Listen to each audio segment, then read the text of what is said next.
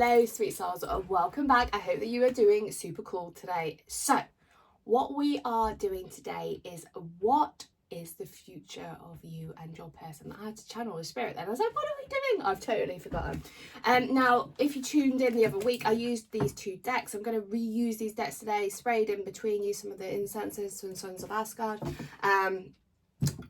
We are going to be doing what is the future of you and them.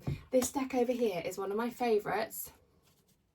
But for those of you that don't like a creepy deck, I warn you in advance, this is what you would classify as a creepy deck. It's a very, very witchy deck. And as you know, as a writer of Witches magazine, I do love the more witchy side of life. So just a little trigger warning for those of you that don't like creepy decks. Deck number 1 for the future of you and them. And we're going to do deck number 2 over here, which is the Silver Witchcraft Tarot. Now, as I'm talking to you and as I'm going into the energy, I just felt the Morrigan come into my energy. So those of you that don't know, I am a priestess of the Morrigan. She came to me in my dreams and she asked me if I trusted her enough to take a jump. Now, those of you that don't know, Morrigan is the Celtic goddess of war.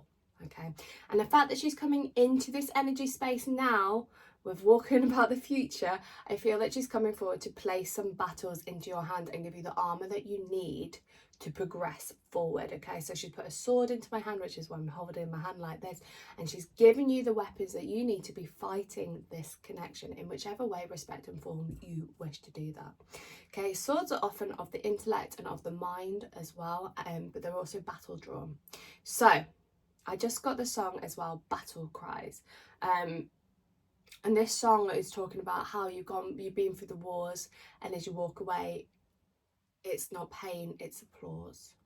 Okay, so you've got this very strong energy coming towards you over here about getting battles on and fighting. So let's see what happens. Deck number 1 and deck number 2. See my eyes light up when the Morrigan comes towards me. Number 1, number 2, let's go. What is the future of you and your person? Yeah, goddess often step into my energy, especially the Celtic ones, because I am very Celtic. I'm pagan. I live in England. I live with up in near the Peak District, so we work with a lot of the older energies, Stonehenge era. That's where all my magic comes from. The ancient wisdom of the wise ones. Okay, what is the future of you and your person? Collective energy. So obviously if anything doesn't resonate, it is a collective reading. Fool, Ace of Pence. Oh, good start. Devil, no surprises. Let's just go, oh, I was going to say one more.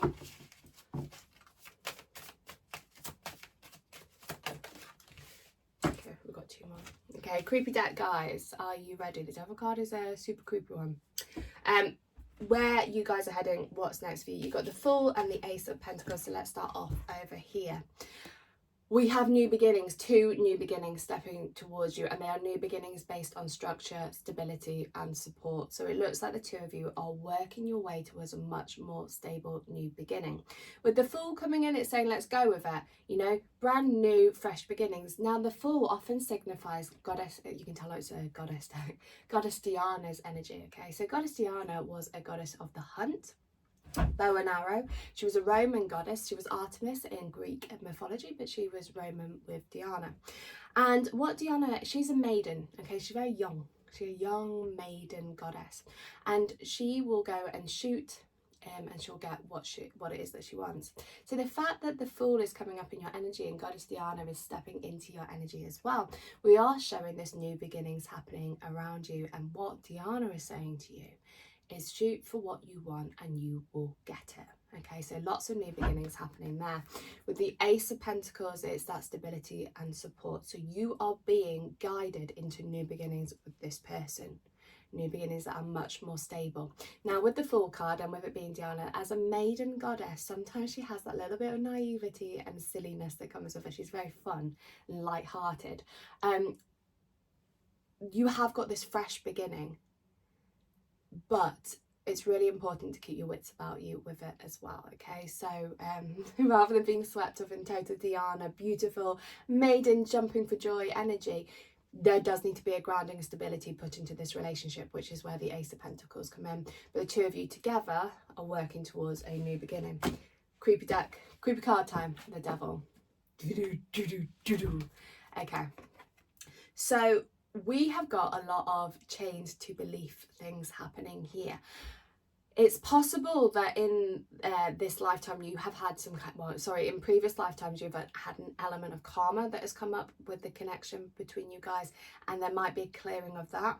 So you might find that there are heavier times going on between you guys, and that perhaps it comes in peaks and flows, and you'll be bombarded with heaviness, then it goes really good, then it goes heavy, then it goes good. That energy coming up here.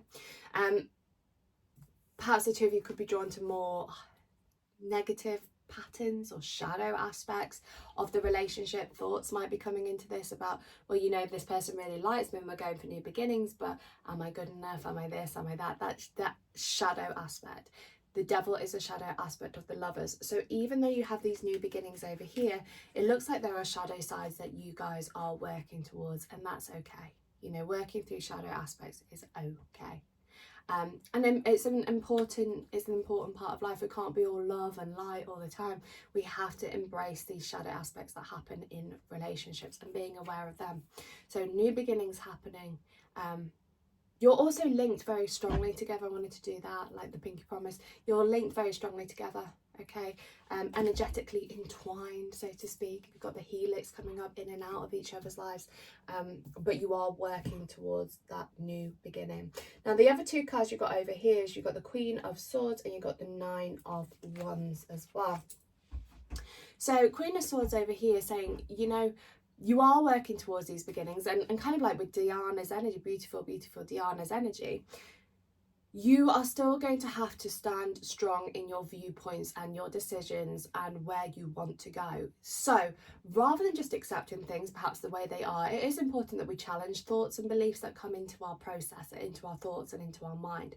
So if you are feeling that you want to voice your opinion, Queen of Swords is saying, yeah, do it. Voice your opinion. Nine of Wands, pick your battles wisely. Okay, so don't, you know, just go smashing plates everywhere. Pick your battles wisely, but it is important that you state your thoughts and state what you want, speaking your truth, standing in that very strong, divine, feminine energy. And this will be why the Morrigan come towards you as well with her sword and say, you know, speak your truth. Don't be afraid of battles and fighting. Nine of Wands says, oh, you know what? I'm knackered and I'm exhausted. I feel like I've been doing this for ages. Perhaps, but there's more to come, okay? So for you to really embrace these new aspects and these new beginnings over here, it is important to voice your opinion.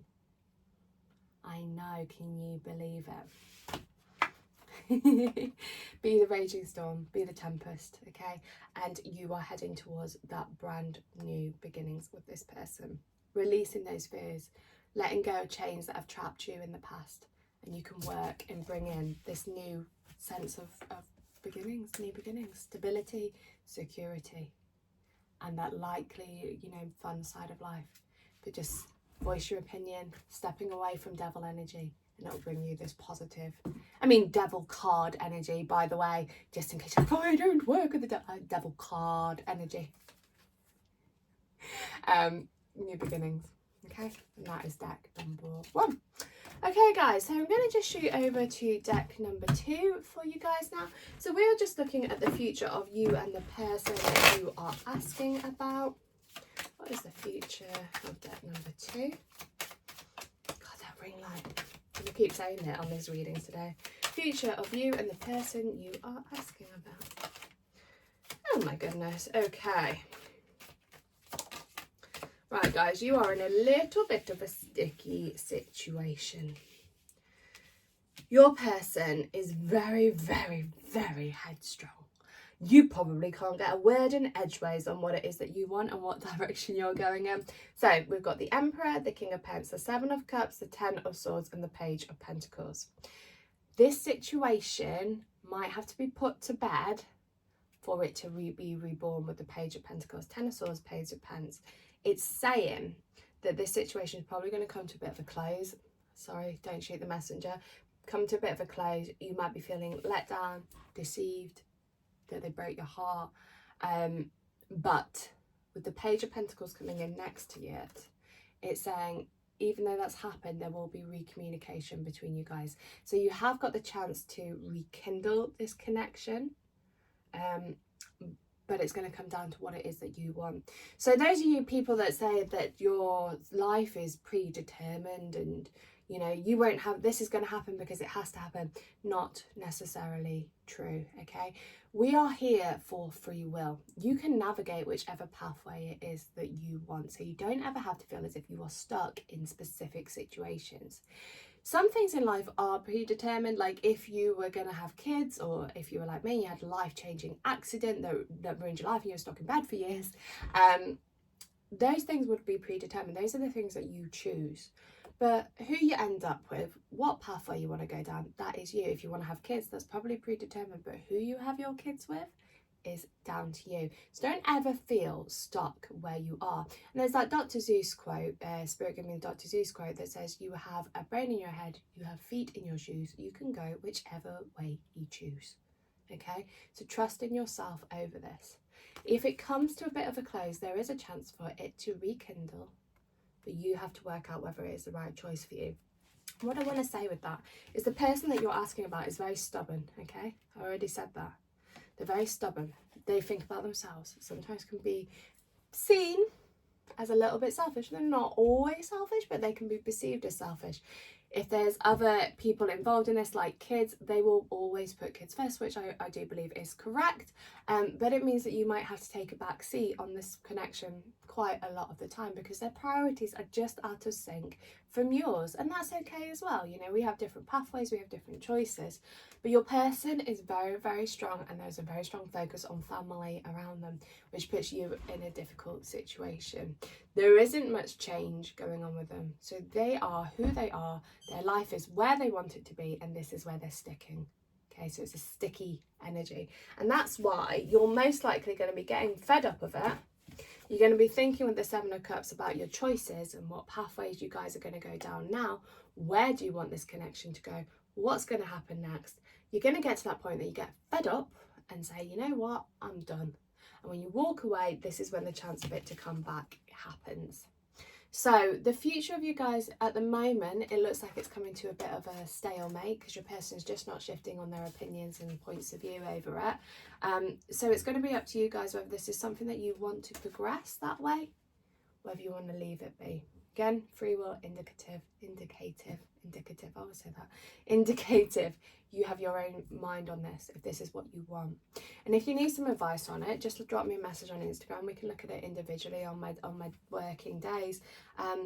But for now, it is a little bit of a close. We've got grapes coming into this as well. So, oh God, a bit of a link with...